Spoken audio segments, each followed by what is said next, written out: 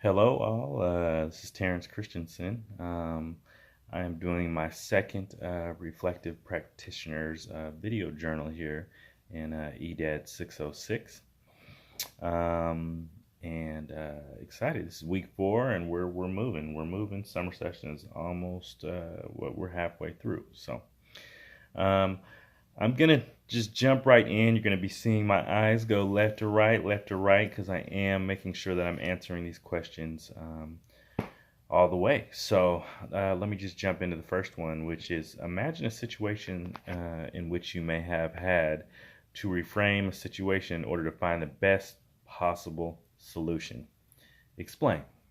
Well, I currently am a school counselor at Berkeley High School, and that is exactly what my job is, really, is to take situations, reframe them in order to get the correct resolution, or find, many different resolutions that could be offered in the situations that come across my desk every day, all day. So, a situation could be a student coming in and maybe being frustrated that the teacher has refused to take their work because they came in late. And the classroom policy is that you come to class on time and you can turn your homework in.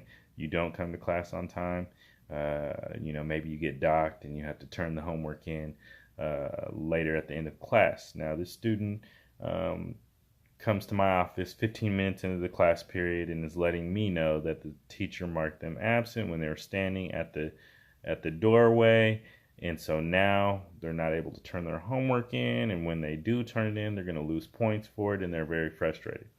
A way for me to reframe this would be to really just look into, while they're talking to me, I'm restating what they're telling me, but also I'm on my computers. I have a few screens, and so I'm always looking and just doing research and saying, so, something that I would probably first look at is I'm looking at their attendance. I'm looking over their grade history. Are they scoring high in things? Are they not turning it in? I'm going to check. I'm going to send an email out to the teacher as well. I'm going to figure out, does the student well, it's going to be dependent on what I see with the attendance, right? The attendance will tell me if the student is not there at all. The attendance will tell me if the student is constantly late, and the teacher, who knows? The teacher may have given this student a lot of chances, and said, you know what, right now, it's not happening. So if I'm seeing red flags already, if I'm seeing that the student is gone, I'm just going to tell the student, and I'm going to reframe it like, can you look at it from the teacher's point of view?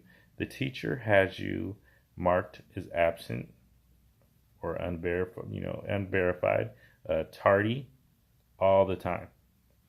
And, I'm sure they want to help you, but how can they help you if you're not helping yourself by being in class on time?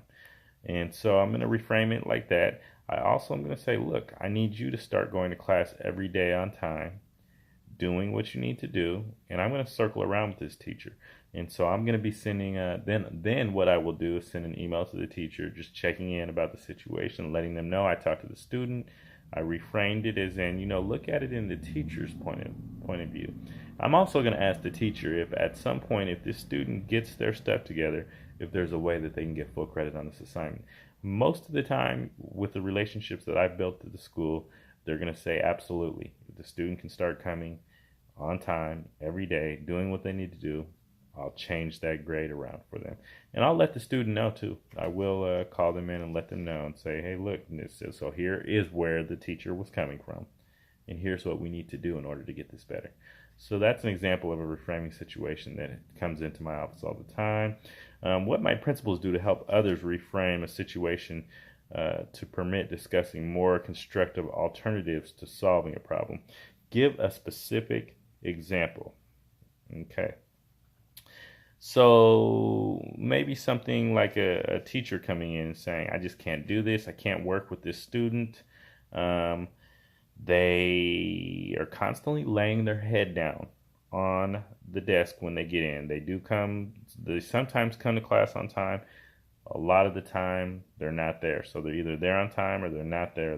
When they are there, they're not doing anything. Principal, please take this student out of my classroom.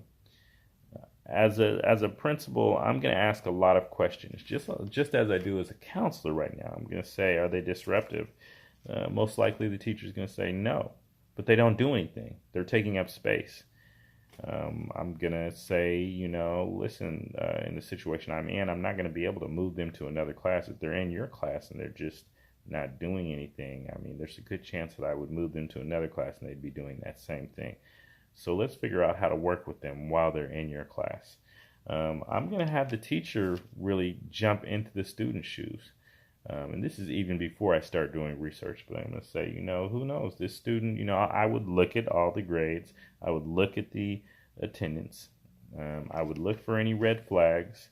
We're always documenting things. Counselors are always documenting things so that the admin would know. Teachers have notes where they can document and just see if there's a history of the student falling asleep in class. And then I'm most likely going to reach out to home and see what's going on. Say your student is coming to school all the time, they're falling asleep. And a lot of times, in a lot of these reframing situations that I've had to do for teachers as a counselor, I've noted that in plenty of these times, I would say one of my last instances was when I called home and a parent said that unfortunately I work nights. I get home after they start school.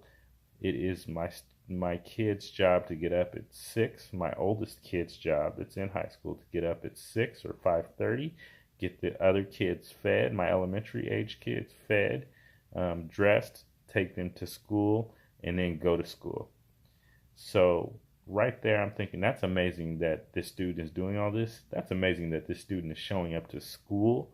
And even if they're falling asleep, I find that amazing. So, of course it is amazing, but we have to change things. But we have to sometimes reframe things for people that are stuck in a certain mindset. And a lot of times teachers are coming to me with mindsets like this student is messing around, or this student is always sleeping, or this student never comes to school. And as a counselor, I get to do the job of really digging around. And so I can reframe the situation and say, okay, look, let's figure out what's going on. In my notes I've taken before, maybe this is going on. Maybe something else is going on. Maybe it's not that they don't like you as a teacher. Maybe they're staying up late doing things. Or maybe they're waking up early and being a parent, doing a parent's job. So there's a lot of reframing in those types of situations for me. So, a lot of seeing either the positives or showing that there could be a lot more going on than what they think. Because a lot of teachers come in and they're negative, and I have to reframe it to be positive. I feel like I'm just rambling on, but I could go on for a long time on this subject. I think it's a great subject. And I'm glad that I had my few moments to share, actually. It does say 3 to 5 specific strategies. So I wrote down, a strategy would be to say, what would you do in this situation? Or put the teacher in the student situation, put the student in the teacher situation. I would take the focus off negative. One of my first jobs was a behavioral support specialist, where all we were to do was focus on the positives. If a student was in my car cussing and to a song that was on the radio, I would have to be like, that's great that you know the song and you're able to memorize it. That means you're smart. You do well.